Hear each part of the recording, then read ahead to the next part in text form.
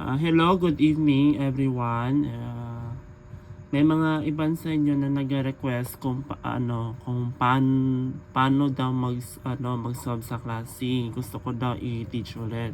So, since I don't have a time to teach you guys in person kasi exam natin is Friday, so I have to send a simple tutorial. Okay? On how to solve a class C. But before that, siguro i-discuss ko na siguro yung additional information.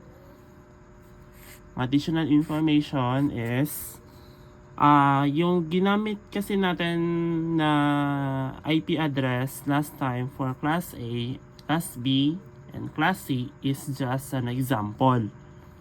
Example lang to siya. Pero ang range ng IP address sa each classes like starting with class A is 0.00.0, then class B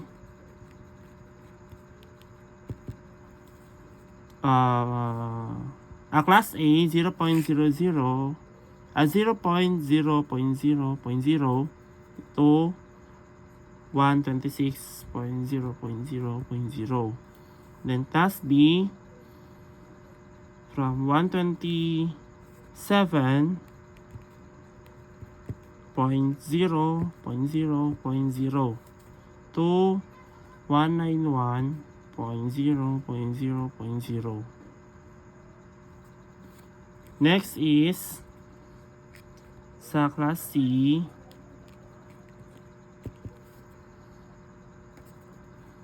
is 192.0.0.0 to 223.0.0.0.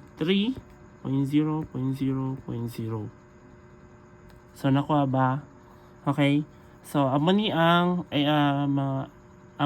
ranges ng IP address each classes. Ang class A from 0.0.0.0.0 to 126.0.0.0.0.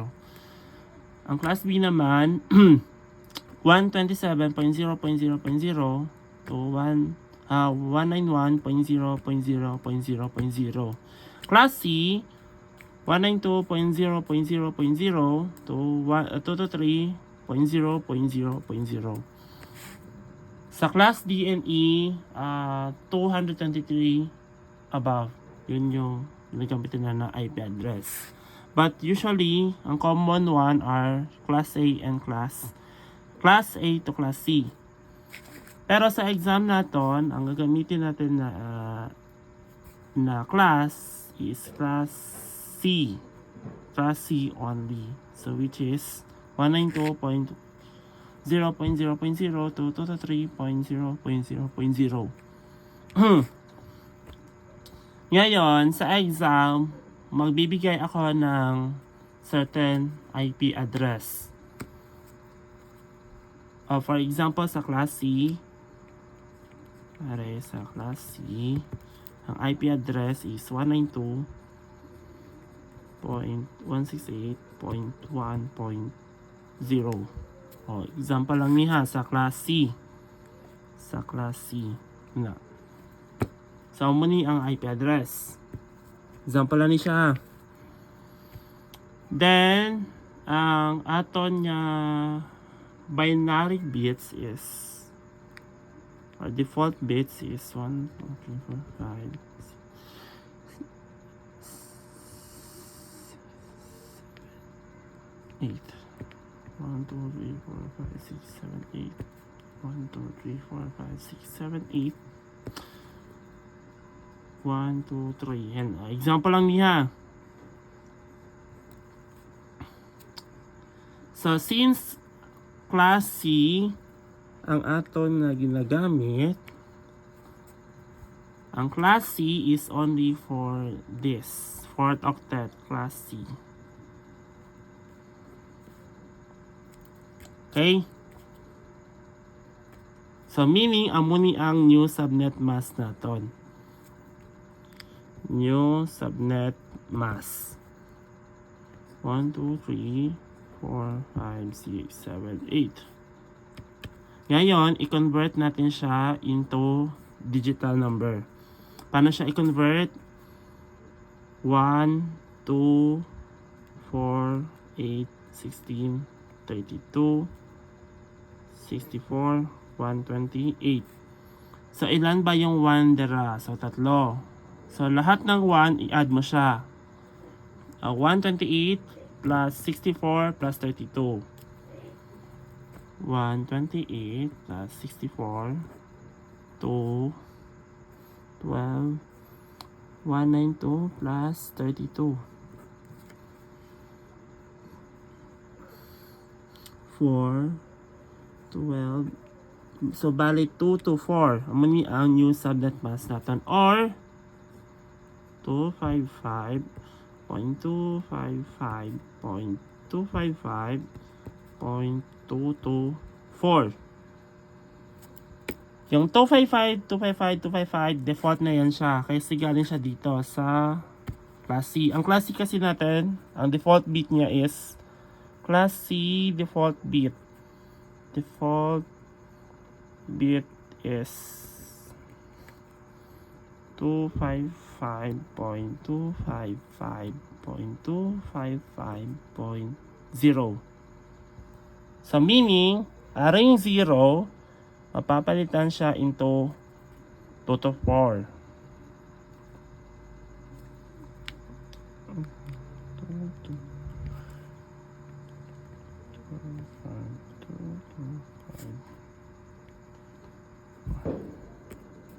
Okay, nakuha ba? Again ha, i-add ni tanan na 1 sa new subnet mask. Paano siya i-add? 32 plus 64 plus 128 is equals to 2 to 4 or 255.255.255.224. Din ang balhin ang din gikan ang 255.255.255. Okay, ang default bits ng Class C is 255.255.255.0. So, ni 0, mapapalitan siya into 2 to 4. Okay? Next is, pagitaon ang CIDR. Ang CIDR, bilangon tanan na 1 dire. Count all the ones.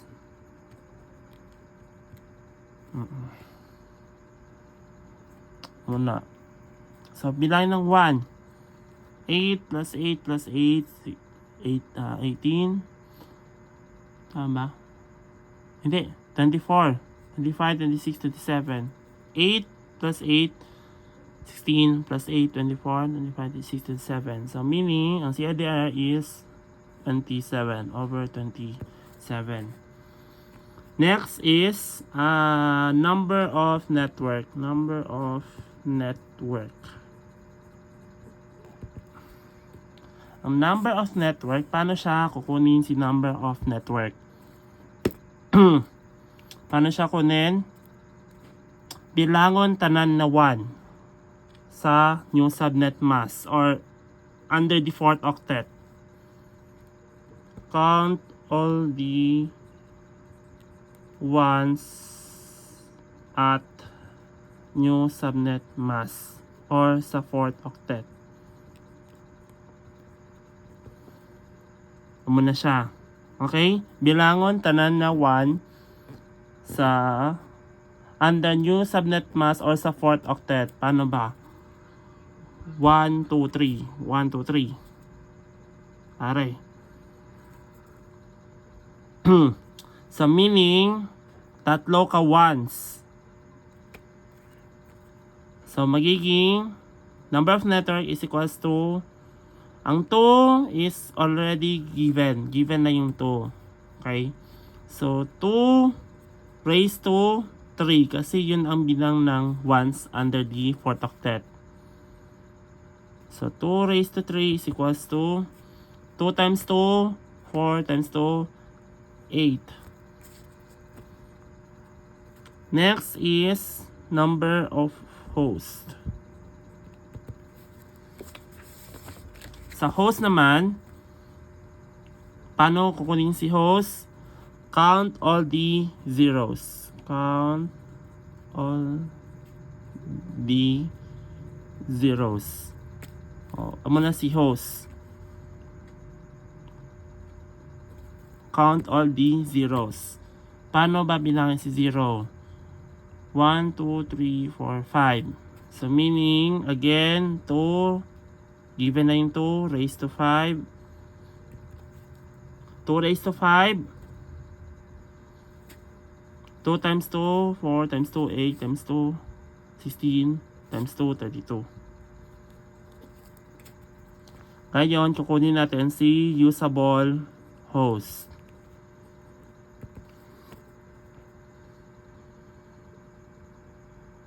Okay, kukunin natin si usable host. Si usable host, 32. Again, din bali ng 32, galing dito kay host. So, 32 minus 2. Ang 2 is already given. So, 32 minus 2, 30. Next is block size. Again, pag sinabing block size, kung ano ang result ni host, amuto yapon ang result ni block size. So, 32. Next is 256 divide number of network. 256 divide the number of network. So, 256, given na siya ha, ang 256. So, 256 divide, number of network natin is 8. So, 256 divide 8 is equals to 32. Am I correct? So, mapansin ninyo na ang result ng host ay same din sa result ng block size at saka sa result dito. Before mo makuha ang tables or ranging ng network ID at saka broadcast ID. Last is table. Table or ranging. So, paano ba yung table or ranging? Ito, network ID,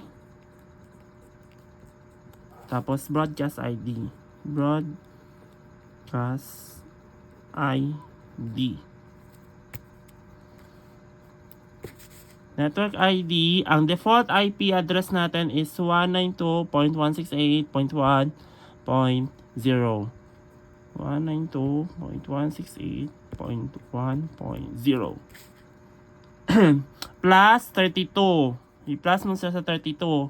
Diba, na-explain ko last time dito sa unan nyo na solving, tong sa table, tong damo-damo na table, na kapag makuha yung, kapag kunin yung network ID, dapat i-plus siya sa host. So, same lang yapon. 32. So, 192.168.1.0 plus 32, 192.168.1.32. Saan na yan? I-plus sa 32 kay hasta 8. Kay 8 ang number of network natin. Okay? Number of network natin is 8. So, maka 8 kita mag-plus. Plus 32, 192.168.1.64.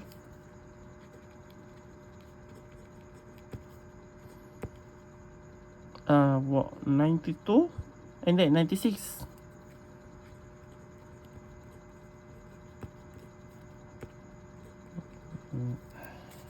Hindi. 32 o 96 o 128.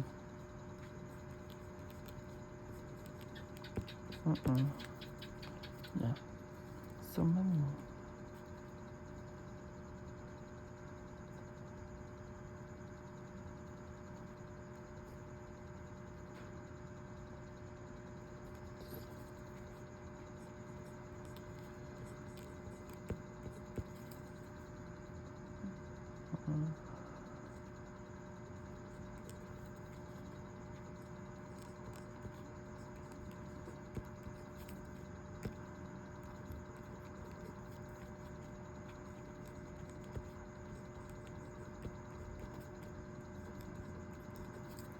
So, bilangin natin. 1, 2, 3, 4, 5, 6, 7, 8. Always remember, sa network ID, always mag-last si 256. Kaya para makuha natin ang broadcast ID, which is si 255. Yung pinaka-last. So, ngayon, paano natin kunin si broadcast ID? Mag-1 kita dire. -1. So, start kita dire. 192.168.1.31 0.63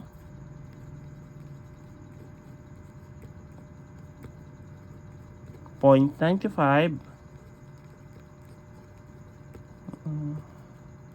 127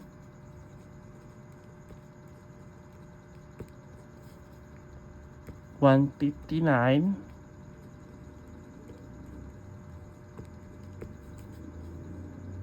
191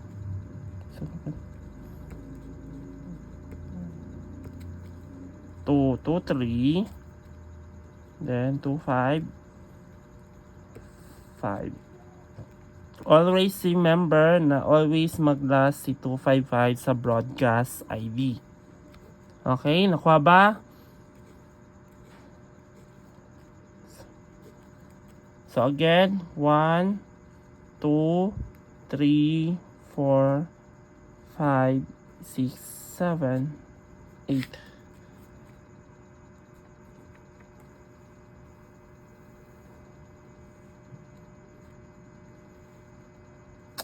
Okay, nakuha. Do you have any questions? Char. Okay. So, good luck sa inyong exam. Sana naintindihan niyo yung solving ko. Okay?